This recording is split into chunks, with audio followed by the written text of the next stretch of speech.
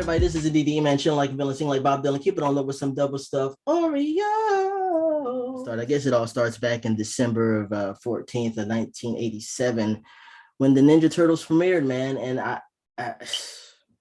it changed everything for me, changed everything. And today I just wanted to talk about turtles, and I'm not alone. I'm here with three incredible people. Let me say that she's an influencer, she's a gamer, she's a Teenage Mutant Ninja Turtles super fan, and she comes all the way from the Lion's Den. I want to welcome Queen G. What's up, Queen? Howdy, howdy. Thank you for having me. Hey, no problem, no problem. Next, I want to welcome a friend of mine. He's a recent NYU grad. Also, he's a gamer, and he's one half of Elite Retro Agency. And you might be familiar with them because they were on a previous podcast of mine. I want to welcome Exile to the show. What's up, Exile? What's up, man? Happy to be here. Yeah, word. And finally, a friend, a dad, an artist, a really great artist, draws incredible drawings, and also has his production company called Tea Time Productions. I'm going to welcome a Cowabunga Mike in the house. What's up? Hey, how's it going? Yeah, good, man. I'm so happy that we're able to talk about turtles. I got a lot of stuff to go over, but before I start any interview, I just want to give a moment of silence for a few people. Well, Angela Lansbury, who recently passed away, and just found out today, Robbie Coltrane from Harry Potter, he passed away. Yep. And Cartoon Network is no longer in existence. So, yeah, that's the thing. So I'm going to give it a moment of silence for a moment. Much appreciated. Thank you very much. Yeah, do you look surprised, Cowabunga Mike? You didn't know about Cartoon Network? I read about the acquisition of them going to Warner Brothers, but I just figured it was, just them. I figured it's part of the whole Warner deal that's been going on with all these shows. I heard about a lot of people losing their jobs, but I didn't know that they were completely dissolving the network altogether. Yep, it's a real thing. What y'all think about that, Queen? This like confusing. I didn't realize that the channel was struggling. I find it hard that they would dissolve and get rid of such a popular network. Are they being consumed by like Disney or Nick? I mean, Warner Brothers. It's Warner Brothers. It's what happened is Discovery recently bought Warner Brothers. Yep. And so they're canceling. Warner Brothers is like they're canceling a bunch of stuff. They canceled the Batgirl movie. They canceled. They pushed back Shazam, and now this Cartoon Network. So does that? I mean, is this like a restructure type of thing that it'll just come back in a different form? That's what they call it. Yeah, it seems like a bankruptcy. It's nuts, man. It's nuts. Yeah, it's funny because I remember Cartoon Network before it had its own brand and its own face. Back when they would just syndicate like Hanna-Barbera stuff and like really old cartoons. This is before, your Dexter's Laboratory and like Powerpuff Girls. Like I remember before that, when they were just kind of an up and coming network. So I mean, it's kind of sad to see that, dissolve the way it is. On a happier note, I just want to start off with, like most of my interviews, I want to start off with the childhood. And I think every hero, every person has an origin story. So I wanted to know, what were you like as a kid, right? And when did you fall in love with Ninja Turtles? I want to start off with ladies first. Queen G, what's up? What's up? Like just what type of kid I was? Like yeah, growing up, and when did you fall in love with turtles? Oh, I was I want to say I was like a chubby little loser, kind of kind of dorky, corny, awkward, not very social, quiet, but very athletic. I was really good at sports, but I just didn't really have any like social skills. But at the same time, I wasn't really interested in having a lot of people around me. Just, I don't know. I was good with my own bubble, and I think I was introduced into the Turtles in about 1990, 1991. Okay. So I look amazing for my age, so it doesn't matter. I think I was about like 8 or something like that, maybe 9. And it was coming home after school and watching the 87 cartoons. They were still on with my Right. brother. We would always watch the cartoons after school. And then in 91 Christmas is when my parents, introduced us to the toys. And so that's kind of when more of a relationship, a bond with me and my brother created, because he was given a Leonardo as his first turtle, and I was given Donatello. So we had that rivalry, and then it was just something for us to look forward to after school, playing with our turtles and, watching cartoons. So it wasn't too much long after, they launched other toys, but it's been a while. It's been a long time. Yeah, definitely. That sounds great. What about you, Cowabunga Mike? So I grew up as, I guess, your Saturday, action film kind of kid. Like, I loved all kinds of like kung fu action movies and stuff. So I was that kid who wanted to learn karate, so any kind of karate movie coming out, Karate Kid, Three Ninjas, all that stuff that we loved in the 90s. Oh, yeah. So, Surf Ninjas, all that kind of stuff. If it had ninjas in the title, it was a seller for me. So that's the kind of kid I grew up being. I was the kid who was always out in the yard playing with sticks, pretending I was a Ninja Turtle. And the thing is, I the same as you. I think probably, the 87 cartoon airing, I was only 2. So, I mean, they had already had some traction by the time I was probably about 5. So, which was about like 1990. And yeah, like they were a familiar household name by that time. And then I had a Christmas very similar. It was a Christmas where, I don't know if my parents just decided that was a hot item, but I mean, it was turtles. It was basically the first lineup of those original toys, with your foot soldier, your shredder, your splinter, the 4 turtles, all that. And I remember my parents actually took the time to put together and put the stickers on like a turtle wagon and all that. And growing up, I never had any other action figure or franchise that I followed. I mean, I know a lot of people had their X-Men later on. As my generation, honestly, as they grew up, they gravitated more toward X-Men, Spider-Man, and I dabbled. But I honestly, I was always Turtles. Like I felt like it was a sad day when I started walking down the toy aisles, seeing that the turtle section was starting to get smaller and smaller until it was almost non-existent. So I mean, I can imagine my how thrilled I was when they had their first revival back in like 2003, 2004. So and then the ones that followed. So it was nice to see that again. It reminds me of my nostalgic childhood days of just going down the aisle and holding the one turtle toy you wanted, until grandma or ma or whoever was like, we'll put it in the buggy. Okay. And there it was, and so I still have all my turtle toys to this day. I never thought I would procreate, but I did. And so now there is, whenever he's ready, I have every single one. I never parted with any of them. They go with me in a little chest box I have, and that's my love of turtles. So Nice. Exile. Yo, okay. My love of turtles. Honestly, I guess when I was growing up, I had a issue with like bullies. You know what I mean? And I mean the Turtles was just it was a franchise you couldn't get away from. You know what I'm saying? Like it like Turtles were everywhere. You know what I'm saying? And so I didn't really I had no choice but to like pay attention to them, Yeah. But I'm gonna tell you the thing that really got me was the intro sequence and the music from the first cartoon, bro. That was it. I'm sitting here minding my business. Next thing I know, it's like there's the world the most fearsome fight, and they jumping out the turtle van, they flying in the air, got the weapons and stuff. You know what I'm talking about? And then it's just like there's this cadence, it's like Teenage Mutant Ninja Turtle. Yeah, I'm like, bro, this is the greatest thing on the planet. You know what I'm saying? Next to like Thundercats or something like that. You know what I'm saying? Another badass intro. But oh god, it's one of the best of all time. But the turtle, I guess the turtles kind of represented something I've always wanted, and that's a really tight brotherhood and to be part of a team, that like fights for good and they do good things, and they have fun, with each other. Of course, they argue and fight, but they're brothers, so they know that no matter what, this person has my back, no matter what.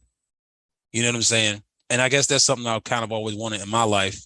And just to be able to see it, happen between four, brothers was very endearing for me. And I just, I mean, I don't know. Everything was cool about it. And the first movie is what solidified that, like, this is it. This is the franchise. This is too cool. The movie was too cool, man. Like, still to this very day, TMNT Part 1 is my favorite movie of all time. It holds up to this very day. Yeah. And I was saying back then how good it was, and everyone is like, nah, Secret of Ooze is better. I'm like, no, it's not. Nope. Nope. Nope.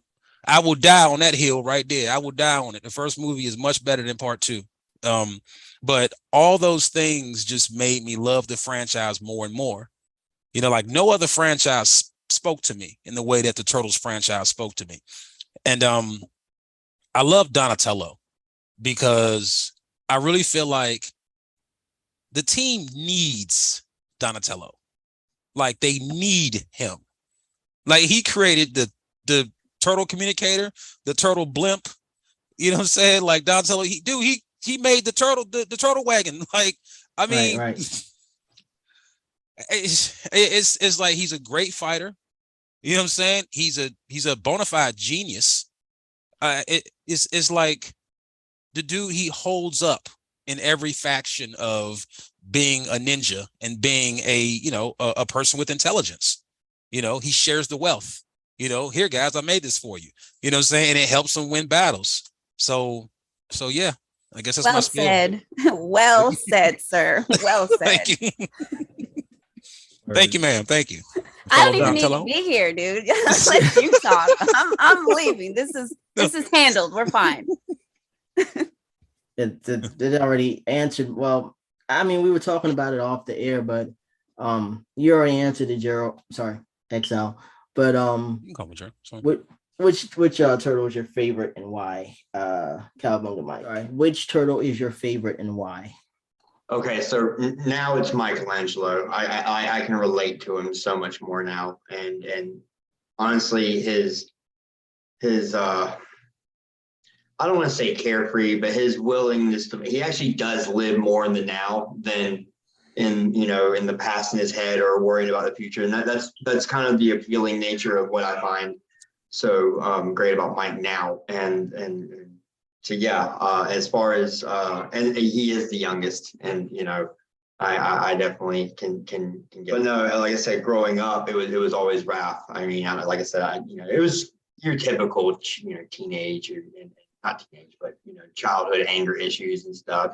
I was an only child. I didn't have brothers and sisters, so I can understand what you're saying. Where it was this desire of seeing this brotherhood and this camaraderie and wanting to be a part of it. And so, yeah, every day watching the syndicated after school specials. I mean, I remember they came on back to back, for a while, and I would watch them. It was like hanging out with my friends, hanging out with my bros, because I just never had that. So I mean, I guess, yeah, again, that was, and again, Raph was always a loner. I was kind of a loner, and I remember sticking to him the most from that first movie. He had oh my God, how you like giggled from the first time I'm hearing, the turtles are cousin. Raph said, damn, it's just like, it was just, to me, it gave this badass quality that I'm like, oh yeah, I'll relate to that guy. Definitely, so yeah, I hope that answers your question. Oh yeah. I almost feel silly in asking them, Queen G, what is left to be said about Donatello? The only other thing that I would say for me, since I, was quiet growing up and I wasn't like the best in like the tougher categories of school, like I was an athlete. So, and then my parents thought that I had a learning disability, but I didn't. I just didn't pay attention to stuff I wasn't interested. But I also started to think that I did. So I think I kind of envied how like such a genius Donatello was. Like I wanted to be, you know, the super smart one, and you know, just be able to like help people get out of like crazy stuff and like be excellent at puzzles. But other than that, I just felt like I relate to him. He's like a silent captain, since you know we refer to Leo as the leader, but I mean he leads by example. And he gives the information needed to make, you know, the proper decisions when they're in situations. And that is a quality that I do have. So I do, you know, grasp that part of Donatello, and I feel, you know, like a connection there. But I mean, other than that, I mean, he's the most handsome, he's the most charming. I mean, there's a lot to say about him. And then like besides the fact of the comics and the TV shows and the video games, I mean, he is the one that is getting us out of messes. So I mean, how can you deny him? I don't know why he's he's kind of like the underdog when it comes to the turtles. You know, they want Raph, he's the cool one, and Michelangelo's the party one, and Donatello is the most intelligent, but we're not into them. That's weird to me. He's perfect. When you talk about games, I agree with you totally, especially that first Konami game on Nintendo. My God. I mean, because like is either him or Leonardo the best to choose in that game. If you lose Donatello, if you lose him in that first game, if you lose Donatello early, you're done. You're not gonna beat the game without him. Again, his bow staff had such a good reach. Exactly. It does.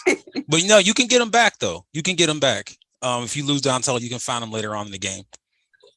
But you got to find him. True. You got to find him. Did you guys all see, or it was redone on a podcast, but it was basically the theory on why each of the four turtles, you know, got the weapons that they got. Yeah. And you know, with Donatello, with him being just so intelligent, I mean, I know it's a bow, but basically my guy whoops ass with a stick. You know, like how impressive is that? I don't know. I might have an unhealthy fascination with him. I don't know.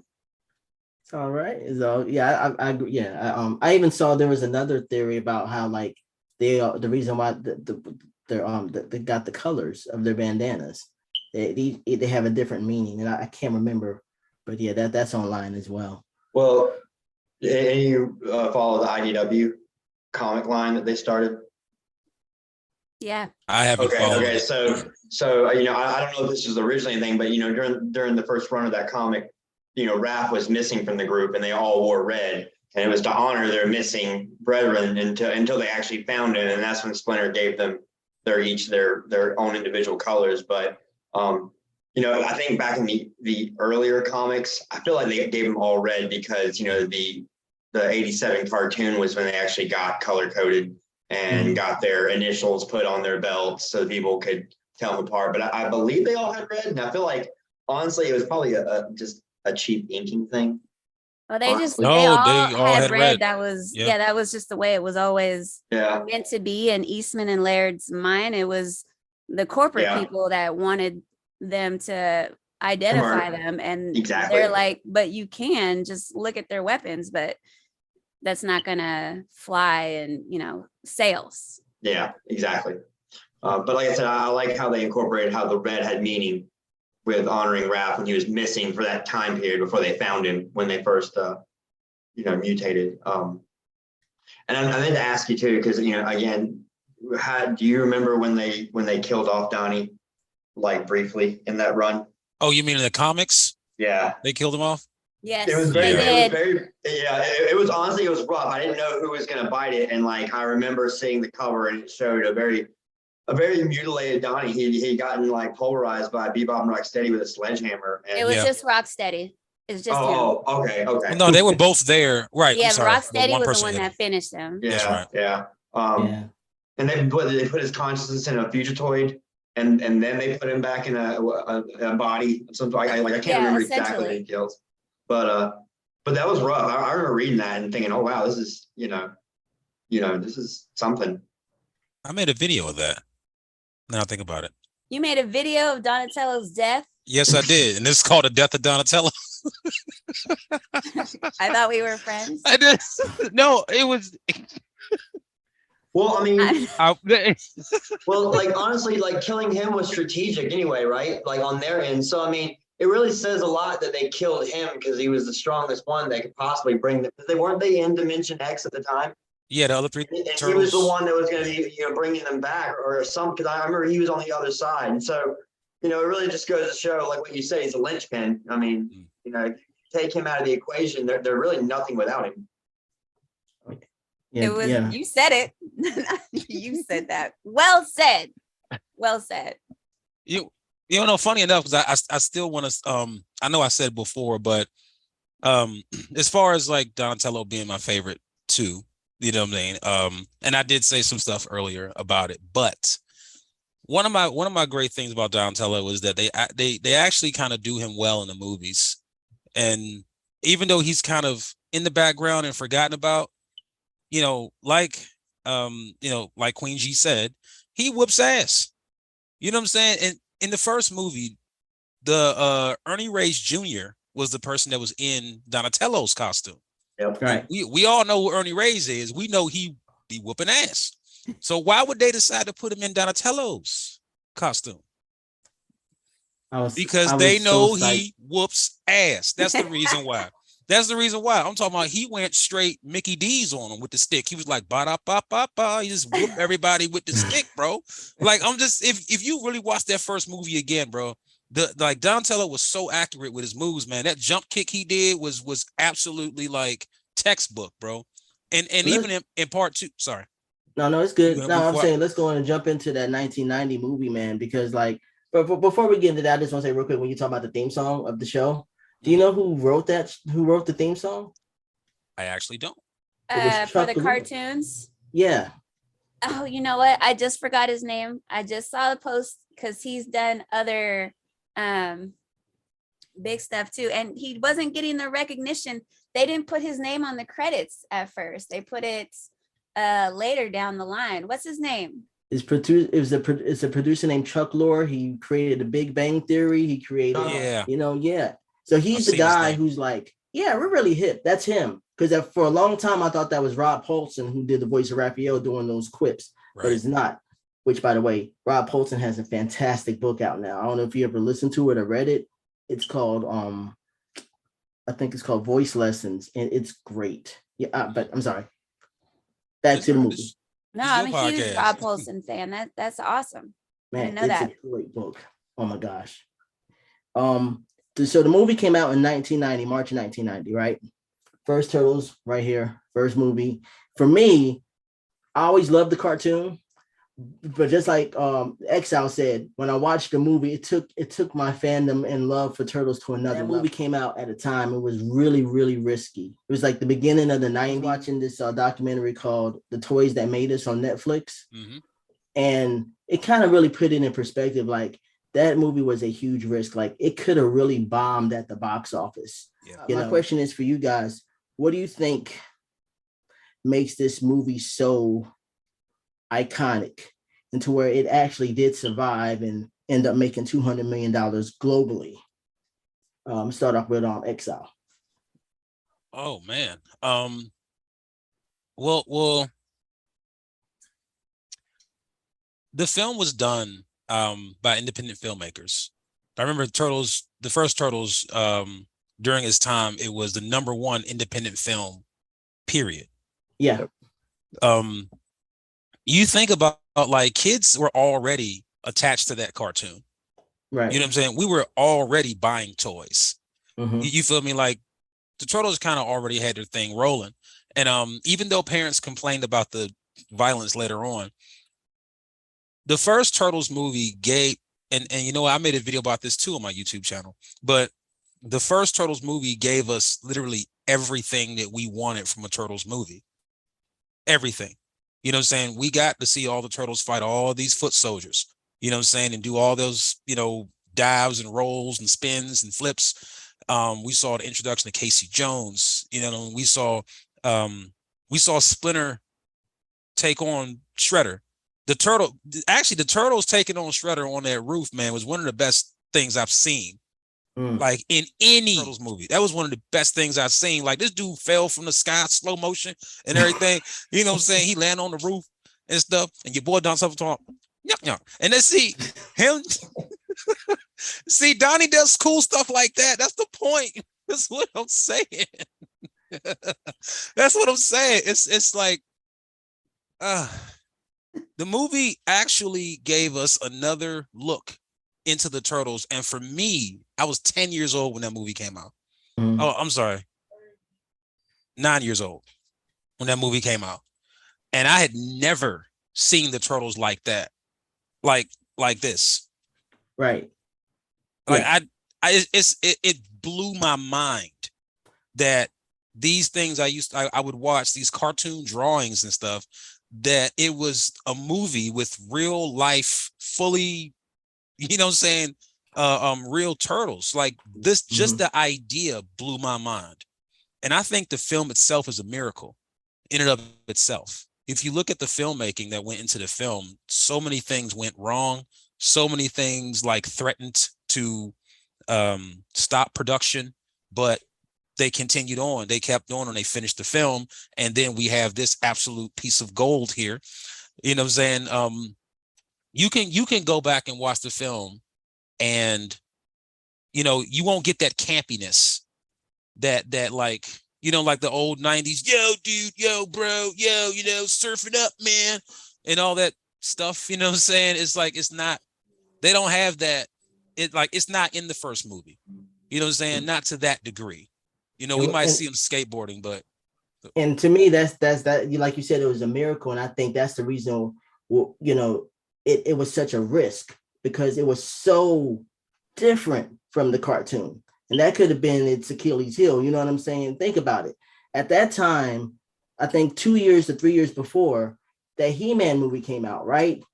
That terrible He-Man movie. And I was a He-Man fan. And even as a kid, I said, I'm not watching that crap. It looks terrible. Massive Universe. Right. With so like, it was terrible. So like, Queen, why do you think this movie is iconic?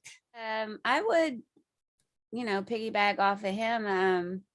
It's just because we had been waiting for it so long. And I think making the Turtles real life just kind of, for a kid, you know, put it in a different perspective, like, wow, you know, like the Ninja Turtles are real, like, you know, they're cool. It's not just like a little cartoon. And I think it was well done. It had a good mix of, you know, kid-like stuff with a little bit of adult-like stuff where, you know, that everyone could get into it. But I think when we first saw Shredder, like it was scary, and it was so awesome to get those chills, like, because this is everything that we had been hoping for, you know, watching the cartoons and playing with the toys and making Shredder such a badass. And here he is on screen, and he really is a badass. Yeah. I don't know why there was, you know, any type of doubt, because it was just well put together. And I think they did a really good job of making these little kids things that they dream about and role play, you know, kind of come to life on screen. It was awesome. Definitely. Just to go off of what you said too, that's like, I think that was a major component with Jim Henson and company, because you only had one or two options to make that movie happen. Either you're going to need animatronics and puppeteering, or you could go the route of live action / animation like Roger Rabbit.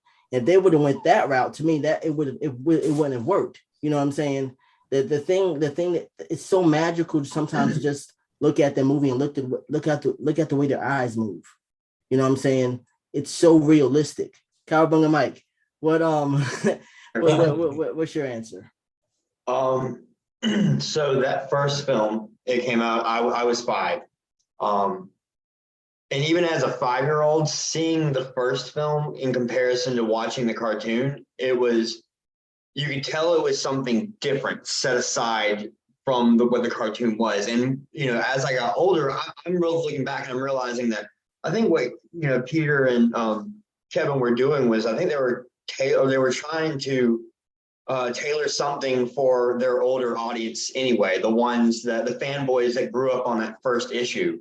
Because I mean, that first film is pretty much that first issue. It's the revenge, the comic book itself is a revenge story. But the film, it's got all the same beats, the rooftop scene, with a lot of meat and potatoes in the movie itself, with the whole, the going to the farm and the burning of the second time around. So I mean, it's just that grittiness, I feel like, was for the people that made Turtles so popular in the first place. Because I mean, like, don't forget, they were already popular as a comic. I mean, for them to start Mirage Comics the way they did, and to get the traction they did off of that first issue, they didn't even think they were going to have a second issue, let alone what it was. So I mean, I think that first film, I really feel like they were going back to the roots of what it all started as, and that's why it has that gritty tone. And I really feel like another factor in that is what you were saying. It's the the Jim Henson workshop. The practical effects. The eyes, but it's not just the eyes. It was the pores. I mean, you could see they looked so tangible. And even down to the details on their shelves. I mean, it was still, and to be able to have their stunt men to be able to move, you put it this way, they were able to move in those suits way more fluid than Michael Keaton, Val Kilmer, or Clooney ever were as Batman. Yet those movies sold and made, so it's just kind of one of those, it's an unsung movie as far as what they were able to pull off, for that time. So I really feel like, that's the appeal of that first film. That's why you're not going to recapture that. I mean, I don't feel like it wasn't really until the 2012 series that I felt like they were catering to those fans, the fans that grew up. Because that 2012 series, you can tell it's made and produced by fans of that original, upbringing of Turtle Mania. I mean, it's embedded throughout that entire series. I mean, they've got their fingerprints all over it with Easter eggs and stuff, and you can tell, these are fans. The way they find ways to incorporate the lore and stuff. So I haven't seen Turtle, being like marketed toward us per se, since then and since that 2012. Now it's definitely, toward a younger audience, which, that's how we all started. But I mean, I would like to think that, in the future, they'll start, making some more grittier Turtle stuff, for us. So yeah. Right on. Good. Well, you're right on. And then all of that, by the way, I remember saying, Mike, I remember when we went to the Sylvia Theater. You invited me to the Sylvia Theater, and they showed it again on the big screen at that small theater. Yep. And I didn't realize until that moment of watching it, the rooftop scene. I always thought that was in New York, but it's not. It was filmed in Wilmington, North Carolina. All that you see is a backdrop, the city and all that stuff. That's a hand-painted backdrop. I was like, yo. So shout out to Wilmington, North Carolina. There's a scene in that movie. Guys, I don't know if you remember. It's of course you remember, it's an iconic scene, but the part when they're all meditating and they to talk to Splinter. Yeah. Oh yeah. Do you notice, like, it's a really powerful scene? Mikey has not one word of dialogue in that whole thing. He doesn't say anything. Isn't he the one that makes when they put on the record and he's like, well, this is like meditating? And no, I'm talking about the campfire scene. Yeah. When they're campfire, yeah. Okay. Yeah. Oh no, okay, I got you. Listen to boy Donatello. Nothing. I'm sorry. I didn't realize that. I wasn't ready to. It's funny you say that, but his presence, even though he didn't have lines, was still there because he's still making the jests with the marshmallows. Right. And Donatello has to say, "Hey man, get serious, put that up." That's something I like about the first film too, is that the banter between Donatello and Michelangelo when quote unquote mom and dad are fighting, in that kitchen. Yeah. Oh man, Right, the pork right. rind, pork rind. Pork It's, rind. Kitchen. Kitchen. It's good. So yeah, even though he didn't have a line in that scene, Mikey's like, oh no, I'm gonna at least make my personality and presence known. Actually, you know what? Donatello brought the marshmallows. That's right. Mikey told him. I'm hearing the line in my head now, and I'm like, no, because I'm hearing Corey Feldman. Yeah. But either way, you're right. Mm-hmm. No line. Very, very powerful, because like each of them have like a different reaction to, after Splinter, they talk to Splinter, and each of them have a different reaction to like that whole thing. Michelangelo cries, Donatello's comforting him, Raphael has hope, and then Leonardo's just like, he's taking that all in. I thought that was a really powerful scene. Yeah. And you want to know something too? I'm gonna be honest with you, like, because you asked before about why the movie still holds up, why it is as good as it is, because it's a good movie. Mm-hmm. Like, it's actually a good film. You understand? Like, it's not even just the subject matter that we got the turtles, and then because it's the turtles, it's gonna make money. Like, the movie is actually good.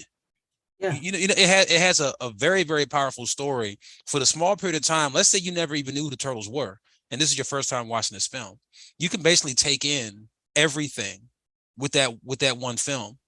You know what I'm saying? You can see the personalities, you can see the heroism in all the turtles, and then you feel the loss when Splinter goes missing.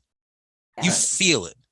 And there was some real stuff going on. Dude, one of the most powerful scenes I've seen in that film, because it had many powerful scenes. Yeah. One of my favorite ones is like Splinter hanging on the wall. You know what I'm saying? And Shredder, the Foot Clan just got their ass mollywopped by the turtles, right? So he comes in and he literally smacks Splinter across the head, and he's like, "Who are these turtles? How do they fight like this?" He doesn't say anything. And he's like, "You will answer." Dude. Woo! Hated until you die. Yeah, yo. Again, and he told him to die. I was like, yo, like this is serious. Like, this is, yo, geez. It was very serious. It was intense. The movie was intense. Again, with the practical effects, I don't know. Do you remember how Splinter looked? I mean, it's like spraying with a water bottle. He actually had sweat coming off his whiskers from just hanging there in what was probably a hot warehouse, and just like, so again, he's the best looking Splinter we've ever had, in my opinion, out of all the films. But so when he hits him, I felt it because it looked real. It looked like a real rat sweating up there, being tortured, like, yeah. Sure. I think also, like, they sold it. The timing of that movie and when it came out led to its success too, because if they waited like a year or two later, it probably wouldn't have had that effect. You know what I'm saying? That's just my opinion. I don't know. Possible. I mean, the 90s was filled with gritty films, gritty action movies. Like to me, 90s was literally the best decade for action films. Yeah. Yeah. And it's the 90s made films just like the Turtles, just in a different way. More fighting, more explosions, more grittiness, more cursing. I think that the Turtles would have survived even if they were released a couple years after 91, 93. My hair's doing all types of stuff. I'm so sorry. I think it would have survived. Like, I really think it would have done well. Because the second movie did very well. It did. But I think that was because of the fandom. That's because of the popularity. Not so much it was a better film than the first one, but simply because of the name, people went to go watch it. I just think it was pushed back a little bit. And the first movie came out in 93. You know what I'm saying? I think it would have done just as well, if not better. But look at the third film. Okay, well, I don't want to talk too much about the third film because the third film is the third film. But look at it. Why look would at the time lapse? I'm sorry. Right?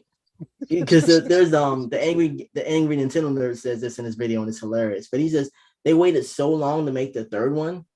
By then it was just kind of like tapering off. You know what I'm saying? I don't think it would have mattered. I think that movie was we just didn't like it. It didn't matter if it came out right after the second one. It was just a bad movie coming from a turtle fan, by the way. And I still watch it, but I don't like it.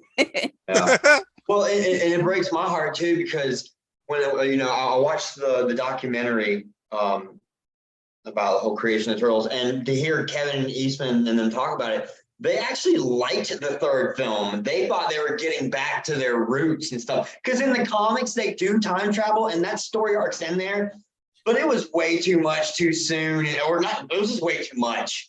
Yeah, we got a lot of business to deal with in New York. We don't need to be going anywhere. I didn't think it was. I didn't think it was necessary. But like they're not a fan of the second film apparently, and like I said, they felt like the third one was them getting back to their, whatever. Can't always agree with the creators, but yeah, that film is weird.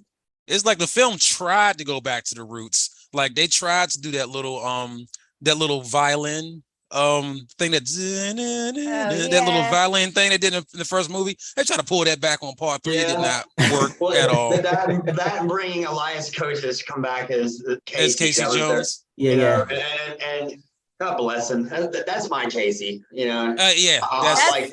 That's our Casey. That's and Casey. Judith Hogue is our April O'Neil. Period. Thank you. Yes.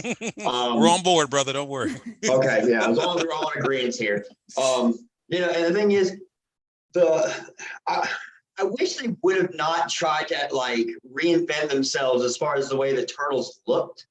The first film, they looked great. The second film, you could see there was some alterations. Donatello looked a little bit more animated in his eye, like their eyes more animated. Yeah. But that third one, it's like they all like they had the little speckles on them, and they didn't look the same.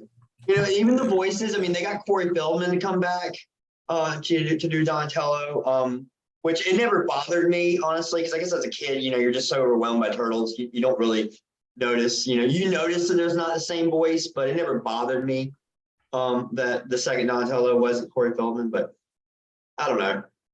Not even he could say that third film. I guess I'm in the minority because I actually like the actor who did Donnie's voice in the second film. I don't know why. I just like. Oh yeah, you do or don't? I do. No, that's what I'm saying. Like he honestly comes across more intelligent. Corey Feldman didn't have any intelligent dialogue in that first film as Donatello. Not that I recall. I mean, correct me if I'm wrong. Other than when they're playing Trivia Pursuit. And they're talking about the Russian novel that's got over so many characters, and Donatello knows the answer. Yeah, what do you do? But I'm just saying, Corey, he sounded smarter in the second one. And then Corey Feldman gets a couple of lines where he's talking about timey-wimey, wibbly-wobbly stuff. But it's Corey Feldman trying to sound smart. So I think it's hard to get past that too. The first one, because that was what I was introduced to. That's what I think of when I, imagine what Donatello sounds like. And these last, the last movies that have come out, his voice, keeps going up an octave, and they're a miss for me because I felt like the first voice was you could still sound smart without sounding, I don't know. I don't want to say that he sounds cornier, or dorkier or more nerdier lately. Whereas I felt like earlier Donatello, it was a good balance. I don't know. I'm biased, I guess. I agree. I'm glad you brought this up because Donatello's personality in the latest Rise. I'm trying to place it because he's the only one that has a very distinct personality. And it reminds me of Sheldon from Big Bang Theory. It's like he has this idea that he could possibly be a world dominator because it's for their own good. He's got this evil, it's almost like Donnie's an evil genius in this new, a friendly evil genius. Yeah, but he's got an ego now that he hadn't really had before. Yeah, absolutely. And it reminds me of Sheldon. And I honestly kind of like it. But it's just, again, they with the voice, I don't know. Right. But speaking of Rise, I just wanted to let's go ahead and jump into that because I didn't when I seen maybe 1 or 2 episodes of the series and I it didn't interest me. Same. But when the movie came out, I was bored one day and I decided to watch it, and I loved it, man. I was really blown away by it. I think I think that the key thing of that movie is the villains. You know what I'm saying? You have to have a good villain to make it work. And I mean, it's not just being a Right. good villain. You have to feel like the Krang made me feel like they were truly in danger and they were truly like they were going to get hurt. You know what I'm saying? Kind of Yes. in the same way when you watch Heroes, which was a great series, by the way, at least the first and The second. first season. I love the first 3, but like I hated the cheerleader character. But when Siler caught up to the cheerleader character, I was just like, oh shit. You know what I'm saying? Because it's not just that, Siler was evil. He was evil and he took something from you. You know what I mean? That's what made it, it really got under your skin. Same thing with this movie. But I just wanted to know your opinions of this Rise movie. Queen, what did you think of Rise of the Teenage Mutant Turtles on Netflix? Oh, it's good that I go first because I am just kind of like, and that's just mostly because I'm just not a huge fan of the series Rise, period. So I watched the movie as a turtle fan. I just felt like I just needed to see it with an open mind, and I did. And I thought it was a good movie as far as the actions, the villains. As someone who's not a huge fan of Leonardo, I thought it was awesome to see him be such a jackass for most of the movie because that's what I think of, period, of Leonardo. I'm a little like No, I hate Leonardo too. It's funny because I hate Leonardo. See? So it was really cool to see him in that light. Obviously, I'm so loyal to what I grew up on and what I know. It's difficult to see Raphael in that leadership role.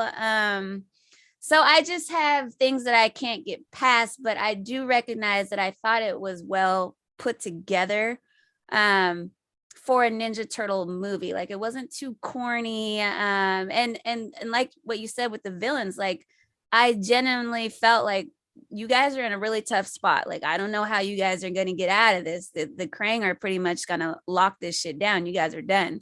So I thought it was a good story, but I'm just not a fan of Rise. I don't like the look. I don't like the time period, how like futuristic it is. Like I have a lot of issues because I'm just so tapped into the original Turtles. But like I said, I felt it was a good movie. It just wasn't my cup of tea.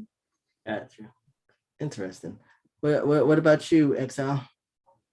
I love the film, to be completely honest with you. Like, I try to stay true to my roots also, but I do have to accept that the turtles are gonna evolve. You know what I'm saying? No pun intended, but the series, it has to grow and change as time goes on. It's the simple evolution of things. I mean, I hated it like when they first started changing and they started, and I don't like Rise either. And that's the funny part too. I tried to watch Rise. I couldn't make it past the first episode, man. Right. I was just like, Jesus God, turn it off. I couldn't do it, bro. I could not do it. So when you was like, yo, can you watch this movie? I'm like, watch no Rise movie. God, man. But for the homie, I said I'd take one for the team. And I absolutely loved it.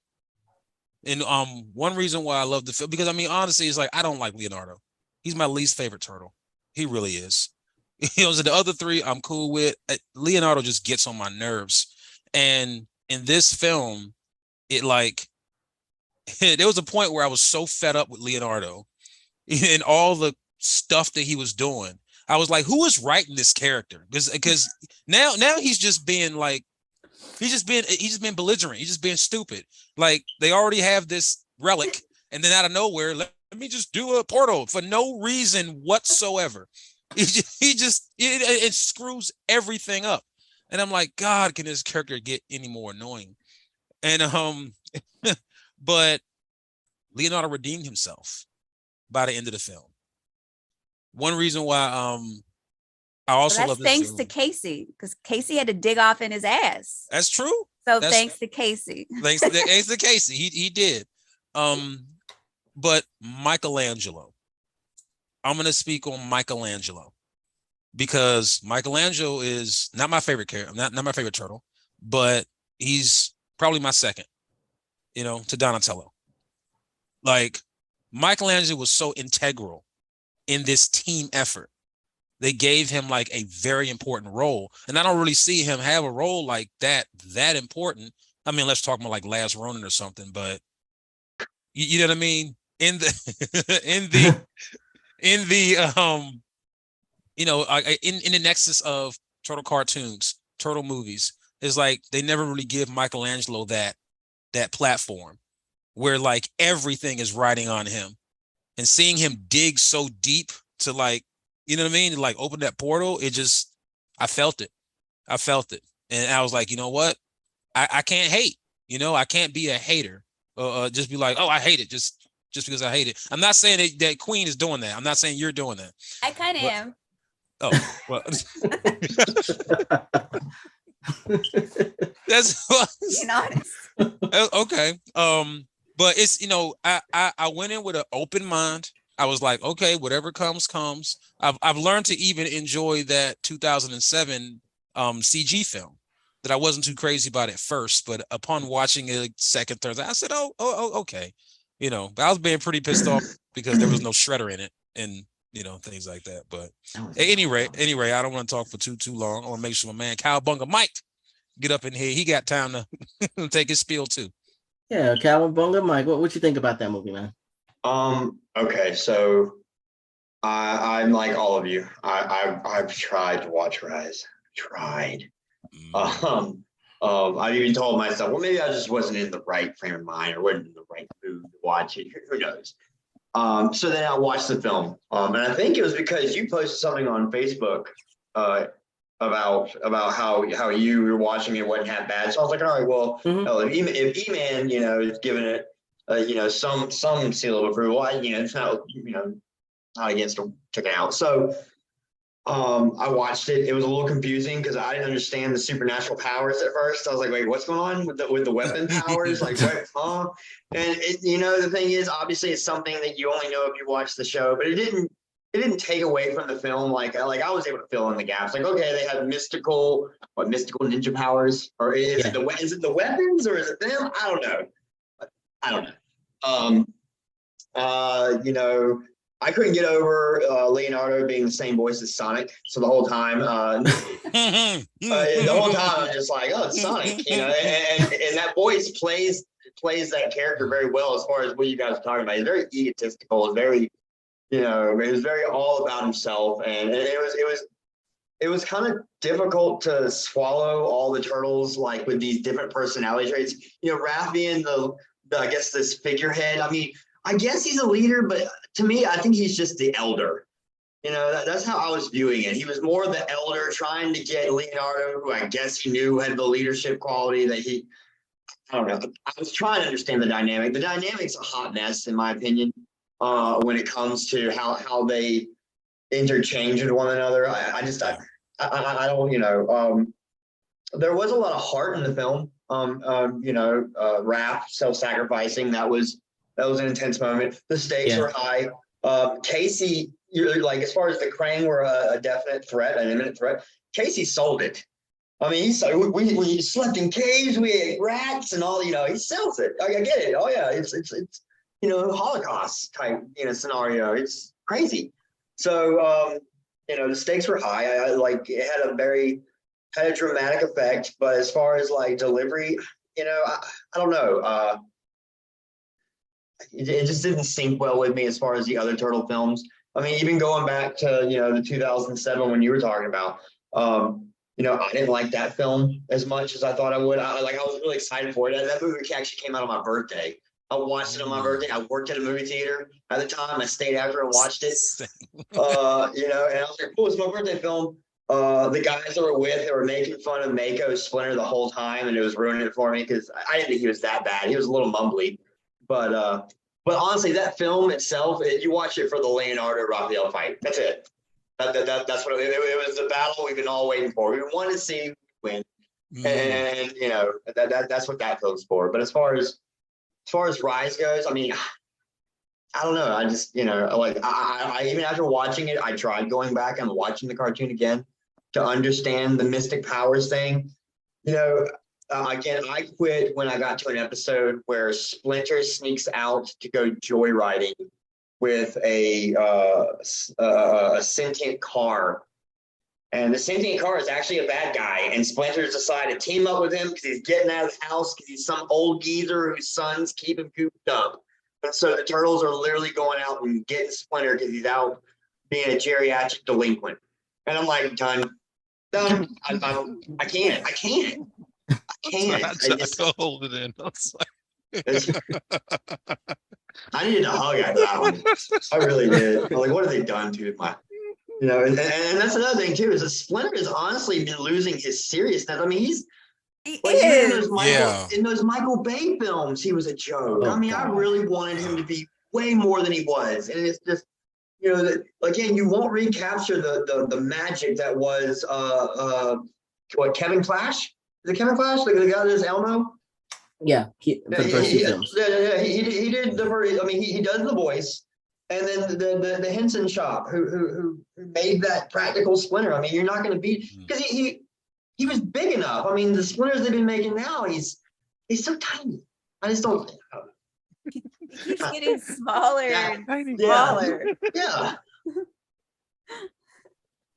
So I have to ask, like, this is it isn't Turtles, but it's something that recently happened, and I know all of you guys game, right? Yeah. All right. So, what did you think of the Super Mario Brothers trailer? I fucking adored it, and I'm very, very excited. I know it got a lot of backlash. People are concerned about the voices, but I think it's going to be a good balance of humor and a good tribute to the Super Mario fans that we haven't quite got the movie that we deserve. I mean, the first one is iconic, but the one that we deserve, I really feel like this is going to be it. I mean, Jack Black is Bowser. I mean, I don't understand how you can go wrong with that. Keegan-Michael Key. I mean, I'm really excited. I thought the trailer was awesome. And I heard talk that they think it might even be a musical. I don't know, but I think it's going to be well done. As long as it's taking, I think it's going to be right. I'm excited. Right on. Cowabunga Mike, what you think?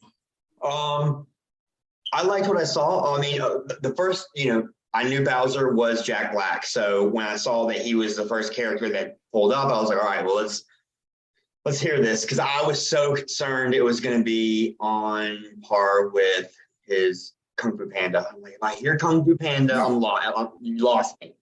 But I didn't. I mean, I can hear Jack Black, but it's definitely he's digging deep. He's finding his voice. Small amounts. Yeah. Oh yeah, absolutely. I mean, I hear it, but it's only like he's owning it. He's making it his own. It's not like I hear Jack Black emulating Bowser. It's like I just hear Bowser just happens to have Jack Black, tones. As far as I didn't realize the backlash for Chris Pratt's Mario voice until a couple days later with all the memes. Some of them are actually kind of funny. There's one where they paired up Jack from Hook, where you're all dry. I mean, it's great, but I don't see anything wrong with it. I mean, it's not like they can't fix it in engineering anyway, sound engineering. Because I mean, I hear Keegan. But I can also hear where they've engineered his voice a little because he doesn't sound exactly like that. Not at all. Yeah. So it's just they'll find it. And again, it's only a teaser. We're not getting it until what, April? April. It's gonna be a while. Yeah. So I mean, who knows? I mean, they did what they could with Sonic. So I mean, maybe like I said, they're not going to replace Chris Pratt, but they're going to probably address maybe something, maybe. And we only got like 2 sentences out of him. You know, and to be honest with you, I thought that was Keegan when he said that. When he said those 2 sentences, the here Mushroom Kingdom, here we go. Oh, Yeah.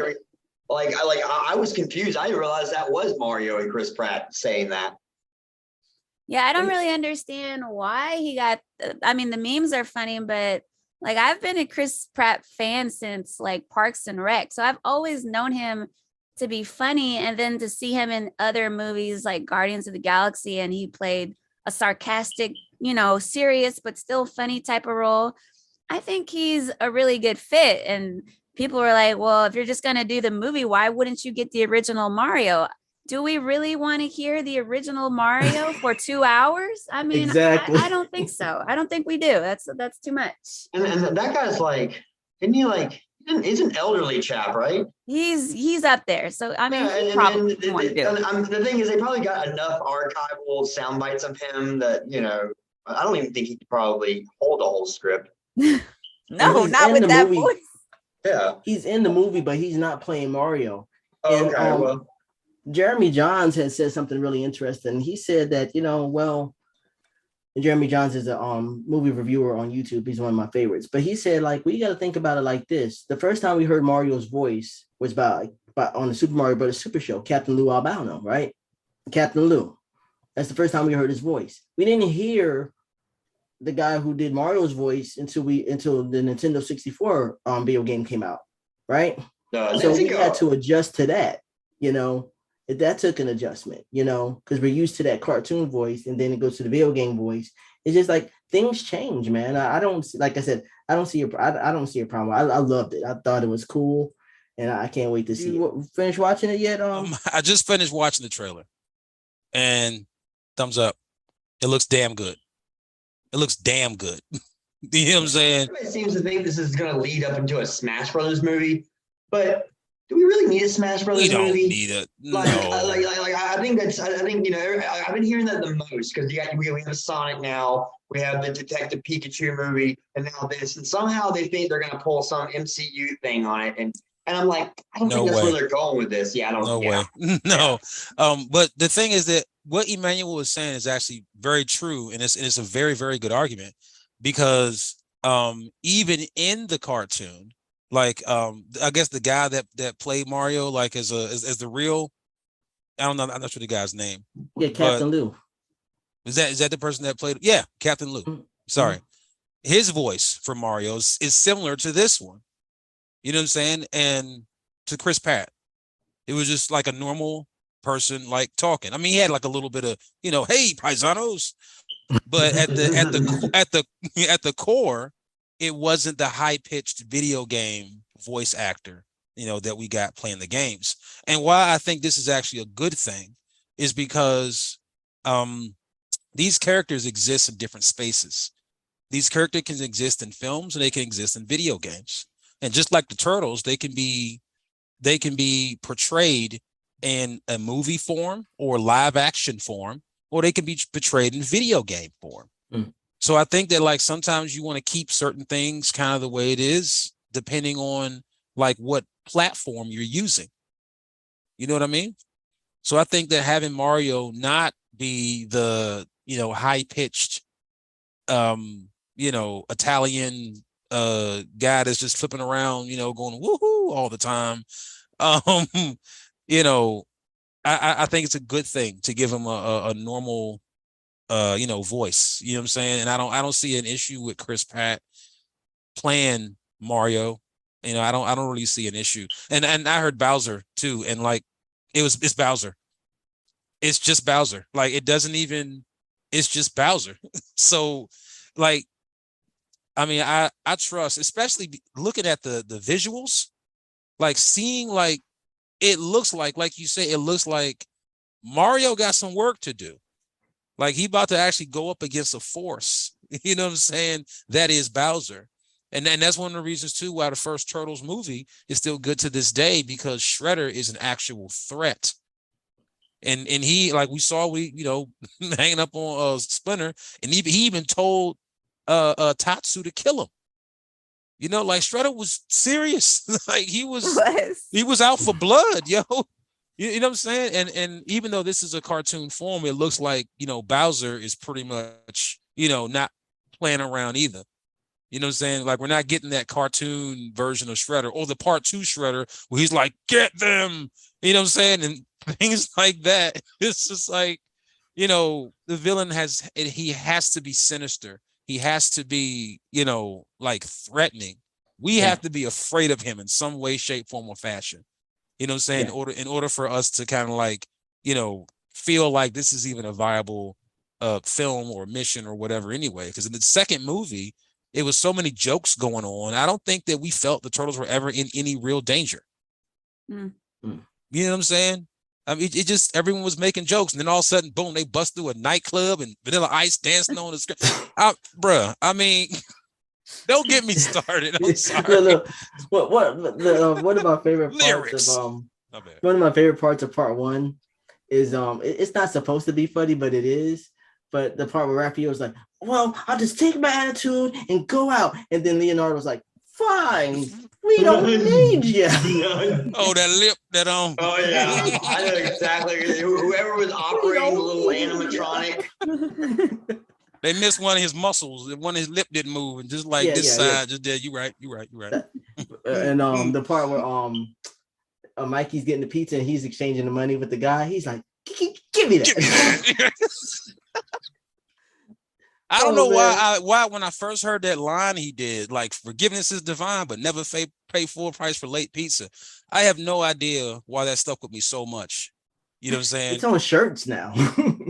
As it should be. Like, I used to say that to people when I was a kid. Whenever I'd have an opportunity to say anything about forgiveness, I'd be like, forgiveness is divine, but never pay full price for late pizza. No one knew what the hell I was talking about. Dude, I do movie quotes so much, and just to see if anybody will recognize it. Imagine me being like a 5-year-old saying 132 and an 8. 132.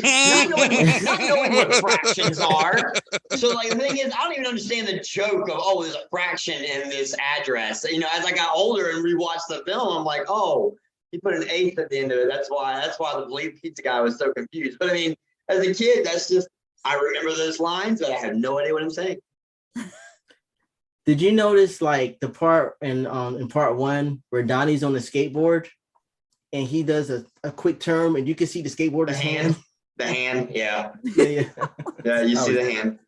There's a couple of times with Donnie where you see the actor in the mat, you see his eyes through his mouth. Oh yeah. Yeah. That was so bad. I think the it's not the worst one, because the thing is, I love that film, so I love it for all its mistakes. Give me the mistakes, give me the cheesy effects and all the. I don't care. The one with the guy hiding behind the table in April's apartment.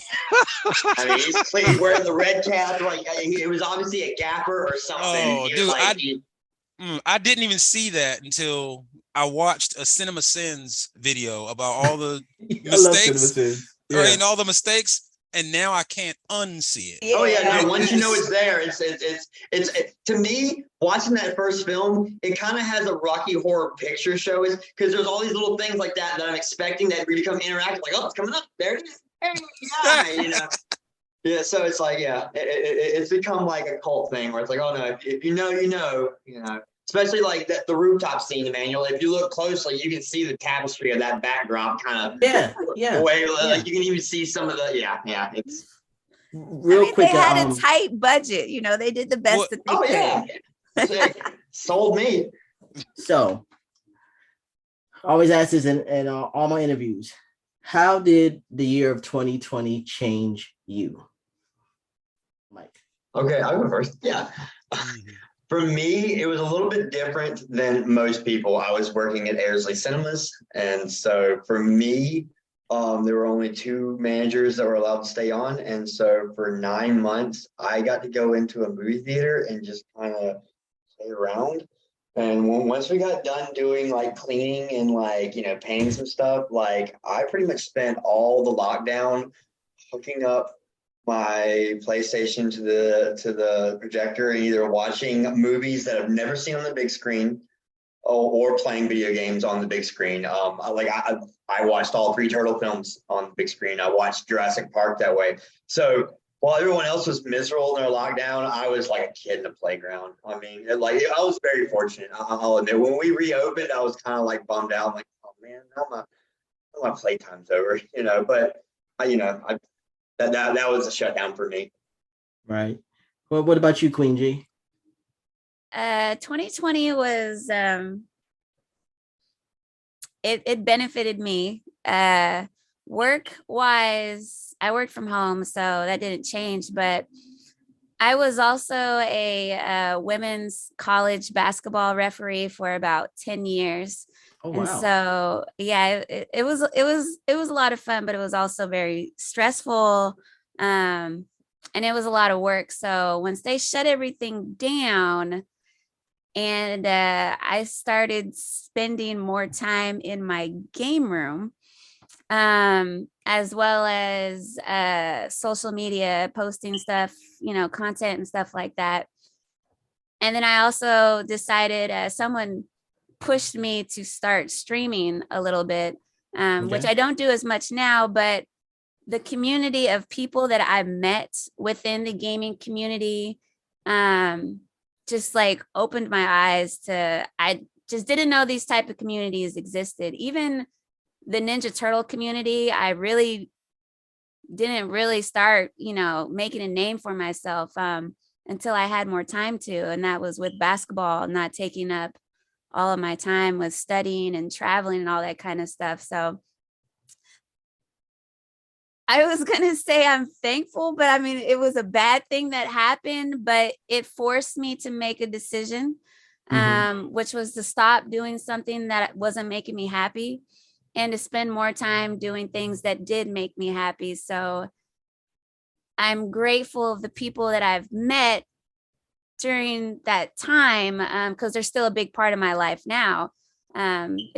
It's obviously 2020 was a tough year for all of us, but it really opened up my eyes and made my life a bit fuller. Definitely.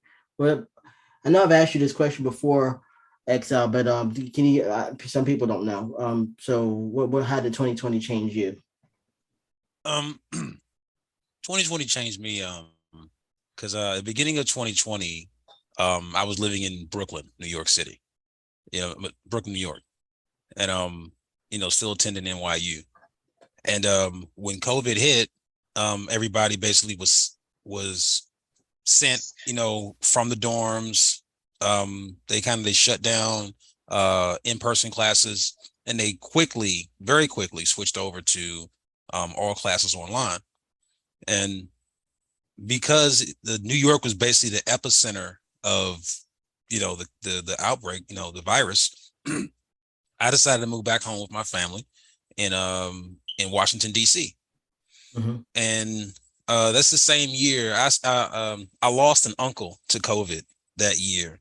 It was actually the same person that drove me to NYU that I really wanted him to see me graduate, but he didn't get a chance to do that. It's the same year I started ERA. Right. 2020 was the same year that me and Arcade's Revenge decided to start Elite Retro Agency. So we've been doing that, kind of keeping up with our mental health and everything, and just kind of things that we enjoy, But I guess kind of what Queen was saying, doing things, that I guess seem cool to the rest of the world, but are very stressful and, that's very pressureful. It's not a word, but well, you know what I'm saying? It's things that are like very stressful and everything, and everyone else thinks it's really, really cool. But I had to question whether or not I enjoyed it or not, whether or not I liked making movies, making films, being behind the camera, if I enjoyed that or if I want to do something else. So I spent almost all of 2020 trying to figure that out. And I think like 2020 is a very interesting year. It's interesting you chose that because, like I said, that's the same year I graduated from NYU. It's the same year I lost my uncle. The same year I started Elite Retro Agency. I guess I'm still kind of on the journey in a way. Yeah, you know what I'm we all saying. are. And you lose somebody that close to you. It's not something that you just kind of get over just like that. I mean, No. So I guess I spend a lot of my time now wanting to make a decision moving forward to make sure that I do the things that I enjoy, because, we're not here forever, and tomorrow's not even promised to us. Any of us can, transition at any given time. Yeah. So a new outlook is kind of, I guess, what changed me. It's a new outlook on, like, time is short, life is short, live it, enjoy it, do the things that you love, do the things that you enjoy. But it's, that's I guess that's kind of the gist of the whole thing with 2020. But it's still spilling over now into 2022. Because the next decision I make, as far as the career choice that I make, as far as the location that I want to live, and just life decisions in general, I want to make sure I make them in a way that leaves me satisfied and happy. Absolutely, man. And I just want to thank you guys for being on the show. I want to real quick, can you tell people how they can reach you? Start off with Queen. The Queen G22, all across the board. Instagram, Twitter, TikTok, all of that. Cool. How about you, Exile? Casio Logic on Instagram. Like you said, I'm also half of Elite Retro Agency. We're on Instagram, we're on Facebook, we're on TikTok, and we started a YouTube channel that we haven't really populated, but that's a way to contact me also. And I think that's about it. Nice. And what about you, Cowabunga Mike? I'm on Facebook as Shane Dempsey, and you can get me on Instagram as Mr. Tea Time. I believe I'm the only Mr. Tea Time on Instagram. So nice. But guys, again, thank you for your time, and thank you for just this beautiful conversation that we had. And Turtle Power. Turtle Power. Right on. Turtle Power.